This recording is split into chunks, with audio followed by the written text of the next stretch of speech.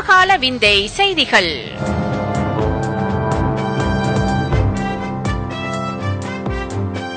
பாகம் 108. 20 வயதான காதலரை நம்பியதால் பிச்சை எடுக்கும் நிலைக்குள்ளான 48 வயதான பெண்.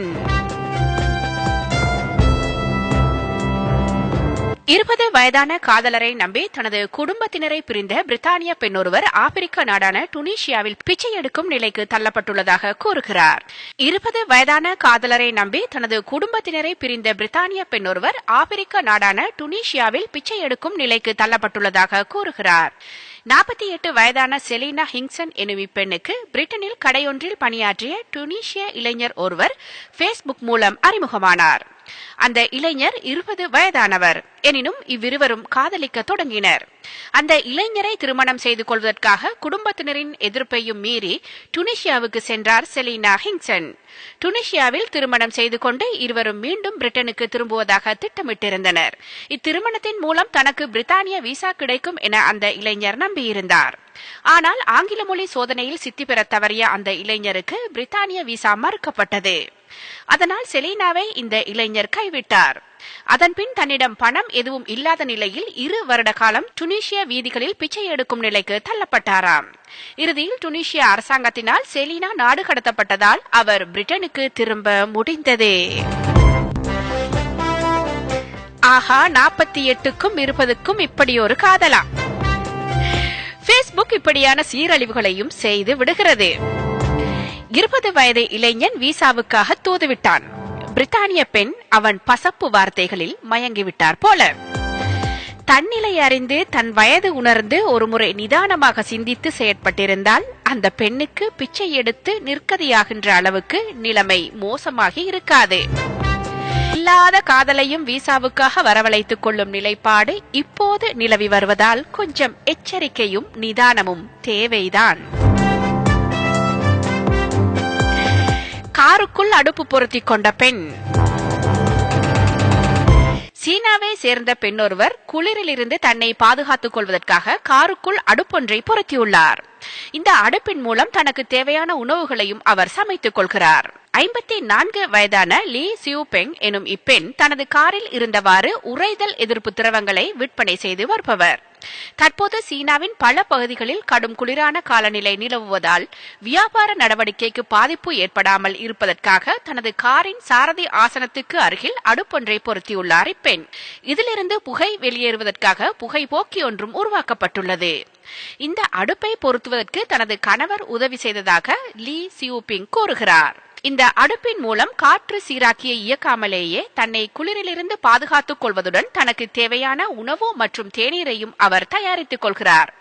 இந்த அடுப்பு தொடர்பாக போலீசார் தன்னிடம் விசாரித்ததாகவும் ஆனால் வாகனத்தை செலுத்தும் போது அடுப்பை பயன்படுத்துவதில்லை என அவர்களிடம் தான் தெரிவித்ததாகவும் லீ சியூபெங் தெரிவித்துள்ளார். எவ்வாறெனினும் வாகனத்தில் இவ்வாறு அடுப்பு பொருத்துவது சிறந்த நடவடிக்கை அல்ல என சீன போலீசார் தெரிவித்துள்ளனர். சரியா போச்சு.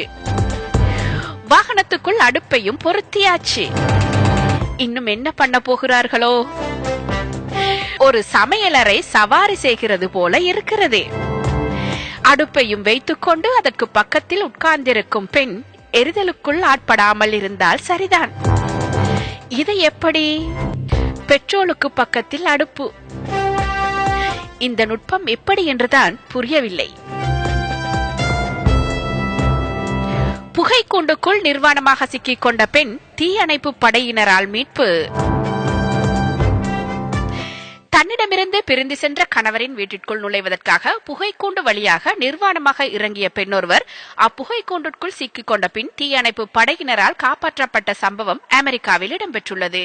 35 வயதான இப்பெண் கலிபோர்னியா மாநிலத்தின் வுட்கிரேஸ் நகரில் உள்ள டோனி ஹெர்னாண்டஸ் எனும் தனது முன்னாள் கணவரின் வீட்டிற்குள் அதிகாலை வேளையில் நுழைய முயன்றுள்ளார்.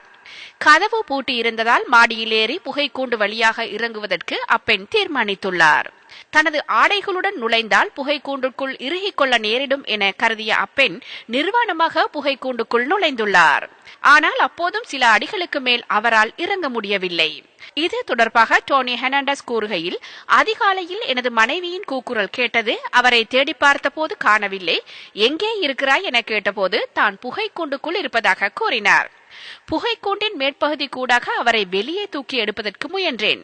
ஆனால் அது முடியவில்லை. அதை அடுத்து தீயணைப்பு படையினருக்கு தகவல் கொடுத்தேன் என தெரிவித்துள்ளார். 2 மணித்தியாலங்களின் பின்னர் தீயணைப்பு படையினரால் அப்பெண் மீட்கப்பட்டுள்ளார். இத்தம்பதிக்கு 3 பிள்ளைகள் உள்ளனர். ஆனால் தற்போது அப்பெண் வேறொரு வீட்டில் வசித்து வருகிறார் எனவும் எப்போதாவது இவ்வீட்டுக்கு வருவார் எனவும் தெரிவிக்கப்படுகிறது. அவர் நடந்து கொண்ட விதம் எனக்கு பிடிக்கவில்லை. அது எனது பிள்ளைகளுக்கும் நல்லதல்ல. எனவே அவரை வீட்டுக்கு வரவேண்டாம் என நான் கூறியிருந்தேன் எனவும் டோனி ஹெர்னாண்டஸ் தெரிவித்துள்ளார். அடடா, நல்ல இடம் பார்த்து நுழைந்திருக்கிறார், அதுவும் நிர்வாணமாக.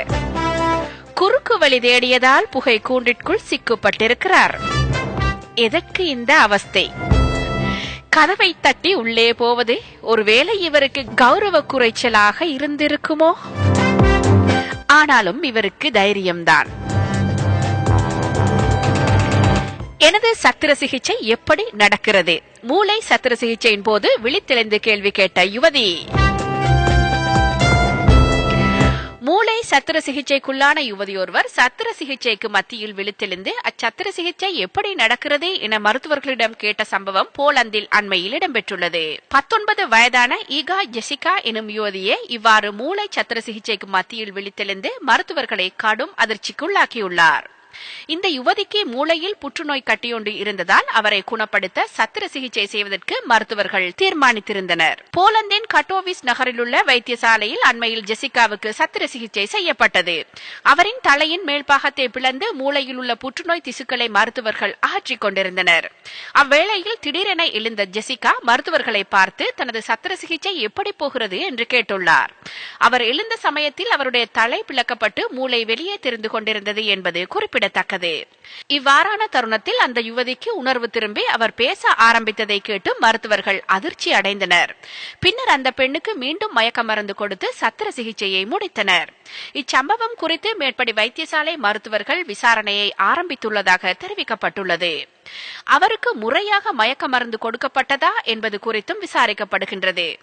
ஆனால் அந்த யுவதி எவ்வித வலியையும் உணரவில்லை எனவும் ஒரு கட்டத்திலும் ஆபத்திற்குள்ளாகவில்லை எனவும் அவர் மிக இயல்பாக காணப்பட்டார் எனவும் பேராசிரியர் டுவிட் லாரிஸ் குறிப்பிட்டுள்ளார். ஆனால் அவர் விழித்தெழுந்த வேளையில் பார்க்கவோ தொடுகையை உணரவோ முடியவில்லை எனவும் அப்பேராசிரியர் தெரிவித்துள்ளார். இதேவேளை சத்திர சிகிச்சையின் பின்னர் இது குறித்து கருத்து தெரிவித்த ஜெசிகா, மருத்துவர்கள் பேசிய விடயங்கள் எனக்கு நினைவில் இல்லை. ஆனால் நான் வளர்க்கும் பூனைகள் குறித்து தான் பேசியதாக மருத்துவர் ஒருவர் கூறினார். இந்த சத்திர சிகிச்சை காரணமாக நத்தார் கொண்டாட்டங்களை இழந்தேன். ஆனால் சத்திர சிகிச்சை வெற்றி அடைந்ததால் தற்போது மிகச் சிறப்பாக உணர்கிறேன் என்கிறார் ஜெசிகா. அடடா, இது எப்படி முடிந்தது என்றுதான் தெரியவில்லை. சத்திர சிகிச்சையின் போது கொடுக்கப்படும் மயக்க மருந்தின் நிமித்தம் பல மணி நேரம் உணர்வற்ற நிலையில் இருப்பதையே பார்த்திருக்கிறோம். அதையும் தாண்டி இவர் சத்திர சிகிச்சையின் போது எழுந்திருக்கிறார், பேசியிருக்கிறார் என்றால் சிந்திக்க முடியவில்லை. ஆனாலும் இது நடந்திருக்கிறது. நாயினால் துப்பாக்கியால் சுடப்பட்ட நபர். அமெரிக்காவை சேர்ந்த நபர் ஒருவர் தனது நாயினால் சுடப்பட்டு படுகாயமடைந்த சம்பவம் அண்மையில் இடம்பெற்றுள்ளது.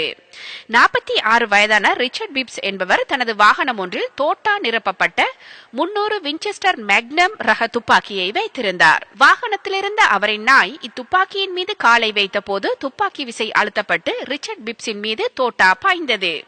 இதனால் ரிச்சர்ட் பிப்ஸ் படுகாயமடைந்தார். அவருக்கு உயிராபத்து இல்லை என்ற போதிலும் அவரின் கையொன்றை அகற்ற நேரிடலாம் என அதிகாரிகள் தெரிவித்துள்ளனர். அசட்டை இனத்தால் இச்சம்பவம் இடம்பெற்றுள்ளது என போலீஸ் அதிகாரியான ஸ்டீவ் காசிசெக் கூறியுள்ளார். தோட்டா நிரப்பப்பட்ட துப்பாக்கி ஒன்றையும் நாயையும் இவ்வாறு வாகனத்தில் வைத்திருப்பது பாதுகாப்பானதல்ல என அவர் தெரிவித்துள்ளார். தனது 42 வருட பணிக்காலத்தில் நாயொன்றினால் மனிதர் ஒருவர் சுடப்பட்டதாக கேள்விப்படுவது இதுவே முதல் தடவை எனவும் அவர் கூறியுள்ளார். இது உண்மையில் அவரின் கவனஈனத்தால் அறிவீனத்தால் அவருக்கு தேடிக்கொண்ட உபத்திரவம். தோட்டா நிரப்பிய துப்பாக்கியை யாரும் காரில் வைத்திருப்பார்களா? நாய்க்கு என்ன தெரியும்? கால் துப்பாக்கியின் பக்கம் போனதால் இந்த அசம்பாவிதம் ஏற்பட்டிருக்கிறது. உயிர் போகாமல் கையளவில் போனது அவரின் அதிர்ஷ்டமே. ஒரு சின்ன கவனஈனத்தால் கையையும் இழக்கும் அபாயம் அவருக்கு ஏற்பட்டிருக்கிறது. கவனம் எதிலும் தேவை. பாட்டு பாடியதால் பிரபல திபெத்திய பாடகருக்கு 4 ஆண்டு சிறை. திபெத்திய மக்களை அரசியல் ரீதியாக ஒன்றிணைக்கும் விதமாக பாடல்களை பாடிய பிரபல திபெத்திய பாடகர் கல்சாங் யாஃபெலுக்கு 4 ஆண்டுகள் சிறை தண்டனை விதித்து சீன நீதிமன்றம் உத்தரவிட்டுள்ளது. 39 வயதான பிரபல பாடகர் கல்சாங் திபெத்திய மொழியை மக்கள் பேச மற்றும் கற்றுக்கொள்ள வேண்டும் என்பதை வலியுறுத்தும் பாடல்களை அங்கு நடந்த கச்சேரி ஒன்றில் பாடியிருக்கிறார். இந்நிலையில் இவர் பாடியது அரசியல் உள்நோக்கம் கொண்டதாக கூறி சிசுவான் மாகாண நீதிமன்றம் அவருக்கு 4 ஆண்டு சிறை தண்டனை அறிவித்துள்ளது. இசை நிகழ்ச்சிக்கு ஏற்பாடு செய்த அவரது உதவியாளருக்கும் 2 ஆண்டு சிறை தண்டனை வழங்கப்பட்டுள்ளது. ஏற்கனவே பாடகர் கல்சாங் இதே அரசியல் தொனியிலான பாடல்களை கடந்த 2012ஆம் ஆண்டு நடந்த தொடர் இசை கச்சேரியில் பாடியிருக்கிறார். 2013இல் திபெத்திய தலைநகர் லாசாவில் இதே போன்ற பாடல்களை பாடியதற்காக கல்சாங் கைது செய்யப்பட்டதும் குறிப்பிடத்தக்கது. இதற்கு என்ன சொல்லுவதென்றே புரியவில்லை. இந்த பாடகர் 4 ஆண்டுகள் உள்ளே தள்ளுவதற்கான குற்றத்தையா செய்திருக்கின்றார்? சுதந்திரமாக பாடல் கூட பாட முடியாத அளவுக்கு இந்த நாட்டில் மக்கள் அவதிப்படுகிறார்களோ? இந்த செய்தியை மேலோட்டமாக பார்க்கும்போது தனிப்பட்ட உரிமைகள் கூட மறுக்கப்படுகின்ற நிலை இருக்கும் போல என்ன தோன்றினாலும் உள் செயற்பாடுகள் எது என்று தெரியாமல் விமர்சிப்பதும் தவறுதான். எது எப்படி என்றாலும் பாடலை பாடியவர் இவர் என்றால் பாடலை எழுதியவரை என்ன செய்தார்களோ? இந்த செய்தியோடு சமகால விந்தை செய்திகள் நிறைவுக்கு வருகின்றன. மீண்டும் அடுத்த வாரத்தில் விந்தை செய்திகளோடு சந்திப்போம்.